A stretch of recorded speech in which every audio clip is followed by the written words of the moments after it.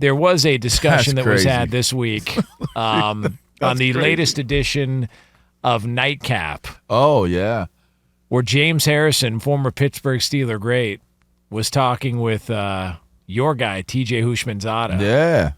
And he was having a discussion about Mike Tomlin, what makes Mike Tomlin great, and also what maybe one of the flaws is with old Coach Tomlin there in Pittsburgh. With Mike, the biggest thing, I guess, that I liked about him is he is a player's coach. And the thing that I disliked about him is he is a player's coach to a point of sometimes it can disrupt, you know what I'm saying? Because it goes maybe a little too far with allowing certain things, you know what I'm saying, with certain players. And then it becomes an issue, you know, with that player. So especially like towards the end of my career, you know, the biggest thing was, you know, you ask a tough question, you get a tough answer. Well, I was asking tough questions and I wasn't getting the answer. You know, I was getting told things that weren't the answer that was the true answer. And so that was. I love it James when cats, Harrison. you know it, when they want to just say, I wish he would have said just what he wanted to say.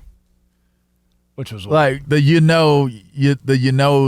don't know what it is, but when you use that many crutches and what it is that you're saying, he doesn't want to say something that he can't take back. And I do believe he's welcomed into, you know, the Steelers facilities, Steelers training camps, stuff like that. You'll see him around. I know James Harrison, and James is a really good dude. One thing about James, he shoots from the hip too. Like that's why he's, you know, I fool with him so much. Is I'm one of those guys. I'm gonna shoot from the hip. I like being around dudes that shoot from the hip. I don't like passive aggressive dudes. I don't like dudes that mince words or don't want to just say what they feel. I don't like dudes that talk behind people's backs and won't say it to their face, or a woman to that point. Like whatever it is I got to say, I could say it to you in your face. Same thing I say if you're not there.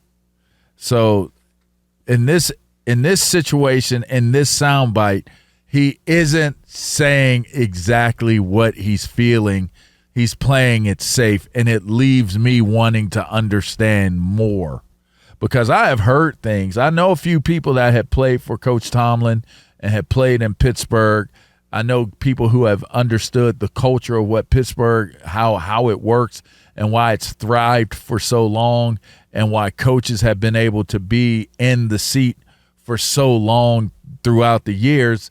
I understand it because I grew up learning it from the older guys, from Jerome Bettis, from Greg Lloyd. Once I got an opportunity to be around these guys, Dermontti Dawson, Mike White, I got an White. Shouts out to Mike White. That's my guy. I got an opportunity to hear it firsthand what the culture of football was, and ultimately what the culture of the Pittsburgh Steelers was growing up. And then as a guy that played in the league, and you had peers like, I got really close with Joey Porter, a senior. I got close with Jason Gilden, and like I said, you know, got really cool with James Harrison. And obviously one of my closest friends that I consider one of my best friends is Plexico Burris. I know so many people that are connected to the organization, and I've heard so many different things. I'm not going to ever be the one that comes out and says some of the things that I heard, because it's not my place to do it.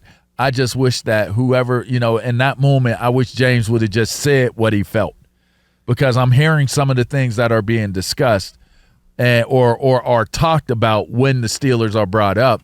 And he was alluding to it, but he didn't really step into it. I think what he's getting at is Mike Tomlin can keep a secret. And we've seen the example be Antonio Brown, George Pickens, to where after they leave, you go, oh, wow, all that was going on. But you didn't really hear much of that. And I've always maintained maybe that's, you know, one of the appeals that Rodgers has, is because it doesn't feel like there's a lot of loose lips in Pittsburgh. It doesn't feel like you've got a lot of stuff that will leak out. But when it does, they usually follow suit by moving away. Like we heard rumblings about Antonio Brown, they moved off of him. We heard rumblings about George Pickens, they moved off of him. Hell, we heard rumblings about Kenny Pickett that he could have dressed up for a game in Seattle, opted not to. They said, oh, no, listen, that's not true. That's not accurate. Mark Madden reported on that. Everybody said, oh, you don't know what you're talking about. He's like, no, my sources are pretty credible on this. And what did they do? I think that very offseason moved off of Kenny Pickett. I think that Tomlin keeps everything a secret, doesn't want stuff to come out, doesn't want it to leak to the media, and ultimately the way they act afterwards tells you everything you need to know about how that player really was in that locker room. But I think to James Harrison's point, he's probably thinking, man, that stuff should be squashed way sooner than it is. And maybe Tomlin, because he's about winning games and willing to deal with personalities and whatnot, maybe he just lets that stuff go on a little bit too far for some of the other players in the locker room who are like, dude, are you going to step up and do anything about this other than after it reaches a certain point and his threshold might be higher than other people's, then you decide to move off of him. It certainly was put on the front street with the whole thing playing out between Ben Roethlisberger and Antonio Brown. It was put on front, and it was a topic of conversation. How do you handle it? Who's right? Who's wrong? Who do you get rid of? Who do you keep? So this has happened before. I guess I'll touch on it. Nah, I'm not going to do it. It's just not. I know I've heard Ben Roethlisberger bring up the fact how he feels about how Coach Tomlin has handled things as the leader of the team and how that plays into the culture of the Pittsburgh Steelers. I've heard that. I'll say loosely or gently, I've heard that the culture has slowly deteriorated. The Steeler, air quotes, the Steeler culture, and I won't go any deeper than that, the Steeler culture has been slowly eroding under his tenure.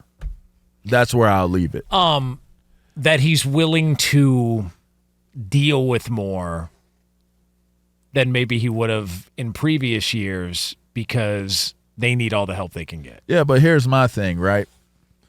Coaches always have to deal with more. They always have to deal with things, and people, the general public, will never know all that they have to deal with in order to hold a team together. I don't find there to be anything brilliant or really just out of the normal for that. Like, that's something that coaches have to do. I think for me and how I've been looking at just lately how things have been going with the Steelers is more of the culture of the locker room and how that plays out. The personalities that are in the locker room. How do they govern and handle affairs in the locker room? Who's empowered to handle those things? You got, and I'm sure James Debo was an enforcer to the locker room. And I think the reason why that team was so good back in the earlier days when Tomlin took over was because of the personalities that you had in that locker room. And you would say the same would exist for Bill Cowher, and the same existed for Chuck Noll. And, you know, when you have those type of personalities like a Mel Blount and Dwight White and Mean Joe Green and Jack, both the Jacks, Lambert and Ham, you have a mentality and a standard and an expectation that became the identity of that team. And that carried on through the generations of players and coaches. You see certain players play for the Pittsburgh Steelers, you know what type of player you're getting. That's been the outside linebackers position. It's been the defensive tackles position. It's been the inside linebackers position. Oh, it's been the safeties position. Hey, by the way, it's been the cornerbacks position. Oh, you think I'm joking? From Brinson Buckner to Casey Hampton, same type of dudes, different eras of time. Ray Seals, you know, Aaron, not Aaron. What's my man? Justin. Is it Justin? No. Big Kiesel. Brett Kiesel. Brett Kiesel. You got all these bad mother effers on the defensive side of the ball, from Mean Joe Green, the original Steel Curtain, to where they are, where they had gotten to, right? Then you're talking about guys like Kevin Green and Jason Gilden and Earl Holmes and Kendrell Bell. People don't even remember Kendrell Bell. But that mentality of what the heartbeat of a team would be, Rod Woodson and Cornell Lake and, Dwayne Woodruff and all those guys. Then you look on the other side of the ball, and they have always produced a receiver. From Louis Lips to from Lynn Swanee and John Stallworth, Yancey Thigpen and Charles Johnson, and just Andre Hastings, and then you move into the more recent, with Plexico Burris and Hines Ward. You have always had a certain mentality and a certain demeanor connected, even at the running backs position, when it was Tim Worley and it was Warren Williams and it was Barry Foster, and then it comes in, you have John L. and then you have Jerome Bettis, and you always had this distinct personality connected to each position of that team, and it plays out in the locker room. They said Rod Woodson and Greg Lloyd were the enforcers of the locker room. I think the biggest issue here, and I think what James Harrison is touching on and alluding to, is that because of the way things are handled, those tough conversations that he's talking about, Chuck Noll had that with his guys. Bill Cowher had that with his guys.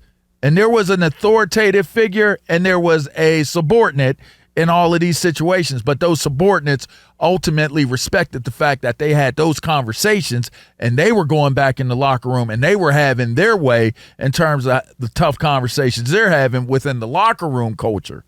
I think there's a disconnect between this head coach at this point.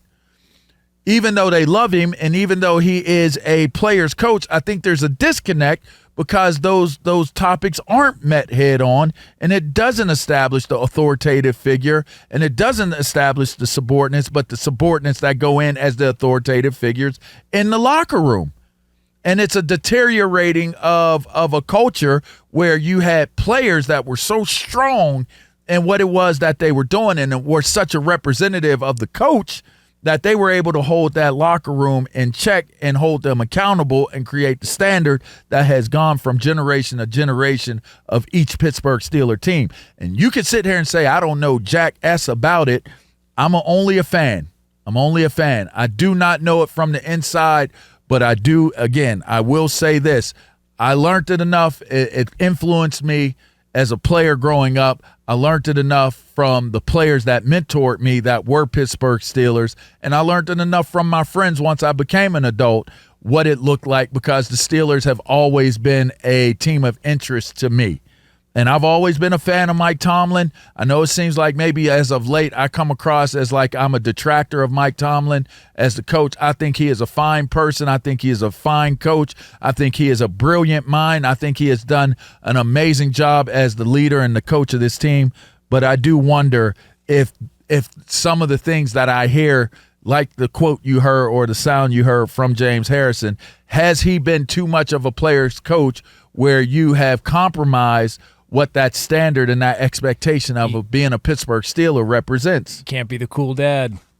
You got to be the discipline guy. You got to be the disciplinarian. Sometimes being the cool dad and the popular dad ain't the way to go. And, it's not. But, I mean, let's look on the bright side. At least they're not the Pirates. Dang. So, there is that. Or the Pittsburgh Spirits. Yeah, I mean, they're not even around anymore. And let's be honest here. We're going to, the Penguins aren't all that They ain't hot right all the now. way there. So, they ain't there. Yeah, they got issues too. Well, but there you go.